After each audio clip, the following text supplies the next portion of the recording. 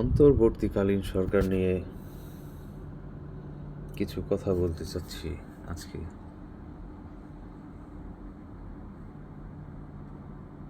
আসলে এটি একটি আমাদের বাংলাদেশের জন্য ইতিহাস বললে বলা চলে, কিন্তু এই অন্তর্বর্তীকালীন সরকারের অনেক কিছু ফেস করতে হবে। এখন ফেস করে কতটা তারা অগ্রসর হতে পারবে সেটি হচ্ছে দেখার বিষয়।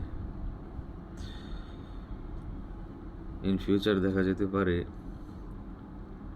আপনার বিএনপি আন্দোলন শুরু করে দিয়েছে যে নির্বাচন দেওয়ার জন্য, সাথে আবার আওয়ামী লীগও যোগদান করতে পারে সেই আন্দোলনে।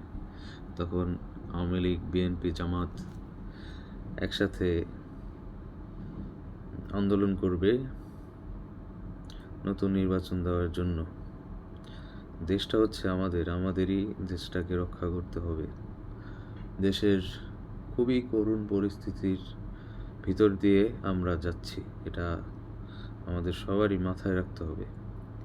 অশৃঙ্খল একটা পরিবেশ এখন দেশে বিরাজ করছে। রাতে ডাকাতির জন্য ঘুমাতে পারে না কেউ। গত 2 রাত থেকে নির্ঘুম রাত কাটাচ্ছি, চোখে এখনো ঘুম, ঠিক মতো রাতে ঘুমাতে পারি না। এই হচ্ছে দেশের পরিস্থিতি। তো দেশের পরিস্থিতিটা ঠিক হতে সময় লাগবে। আমাদের সবাইকে ধৈর্য ধারণ করে এই অন্তর্বর্তীকালীন সরকারের উপর আস্থা রেখে এগিয়ে যেতে হবে। দেশের পরিস্থিতি যতক্ষণ না পর্যন্ত ঠিক হচ্ছে, স্টেবল হচ্ছে আগের মতো, ততক্ষণ পর্যন্ত এদেরকে সময় দিতে হবে বলে আমি মনে করি। এরা যোগ্য মানুষ বলে আমি মনে করি, কিন্তু বাংলাদেশ একটি দুর্নীতিগ্রস্ত দেশ, এটা আমরা সবাই জানি।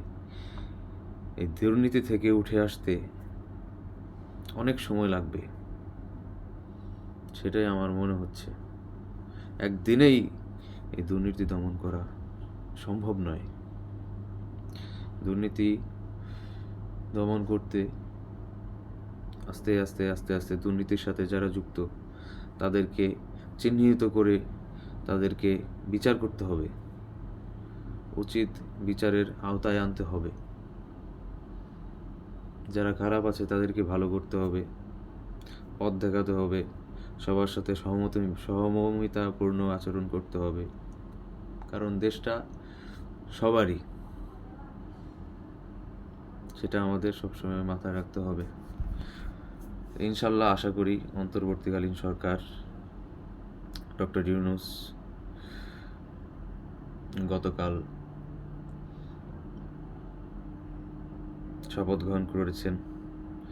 আশা করি দেশের পরিস্থিতি আল্লাহ তাআলা তাড়াতাড়ি ঠিক করে দেখ, সুন্দর করে দেখ। আমরা সুন্দর বাংলাদেশে বসবাস করতে চাই। সবাই দোয়া করবেন, সবাই আমার জন্য দোয়া করবেন। আমি পুরো দেশবাসীর জন্য দোয়া করছি, এই দেশের জন্য দোয়া করছি। বাংলাদেশ যেন সুন্দর সুষ্ঠু একটি রাষ্ট্র, যেটি আমরা আন্দোলনের মাধ্যমে চাচ্ছি, আমাদের স্বপ্নের রাষ্ট্র, সেই রাষ্ট্র যেন আমরা পেতে পারি। আসলেই সেরকম রাষ্ট্রেই যেন বাংলাদেশ প্রতিষ্ঠিত করতে পারে ইনশাআল্লাহ। দোয়া করি সবার জন্য। আল্লাহ হাফেজ। আসসালামু আলাইকুম।